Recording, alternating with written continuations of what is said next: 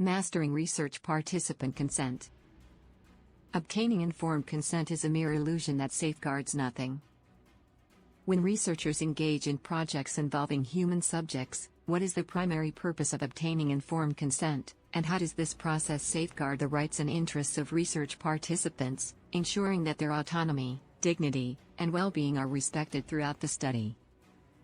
Obtaining informed consent from research participants is a cornerstone of research ethics, and its primary purpose is to ensure that participants are fully aware of the nature, risks, and benefits of the research project, voluntary participation, and the measures taken to protect their rights and interests. The informed consent process is designed to respect the autonomy, dignity, and well-being of research participants, providing them with the necessary information to make informed decisions about their participation in the study.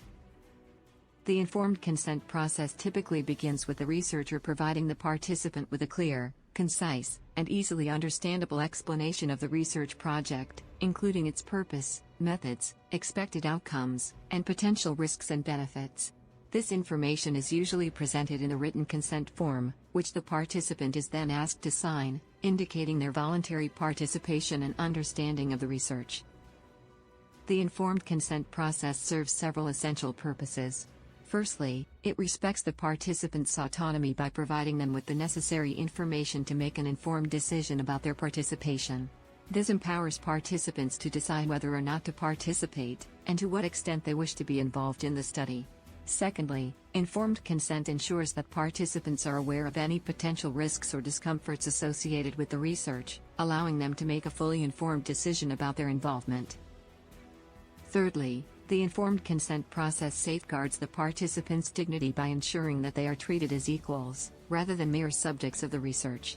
Participants are recognized as having the right to make decisions about their own bodies, privacy, and personal information, and are not coerced or manipulated into participating.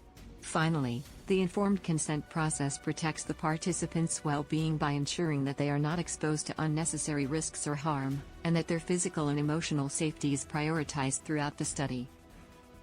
To ensure that the informed consent process is effective, researchers must take several steps.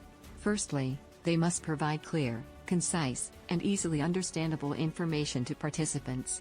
This includes using plain language, avoiding technical jargon, and providing written information in a format that is accessible to participants. Researchers must also ensure that participants have sufficient time to read and understand the information, and that they are given the opportunity to ask questions and seek clarification. Secondly, researchers must ensure that participants are competent to provide informed consent, meaning that they have the cognitive and emotional capacity to understand the information presented.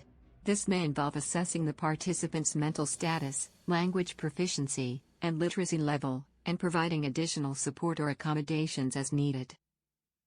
Thirdly, researchers must ensure that the informed consent process is voluntary, meaning that participants are not coerced or pressured into participating. This includes avoiding undue influence, such as offering excessive incentives or manipulating participants through emotional appeals. Researchers must also ensure that participants are free to withdraw their consent at any time, without penalty or consequence.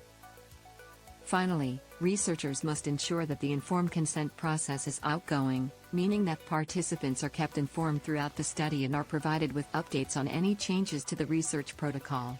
This includes providing participants with information on the study's progress, any adverse events, and the availability of results. In conclusion, obtaining informed consent from research participants is a critical component of research ethics, and is essential for respecting the autonomy, dignity, and well-being of participants.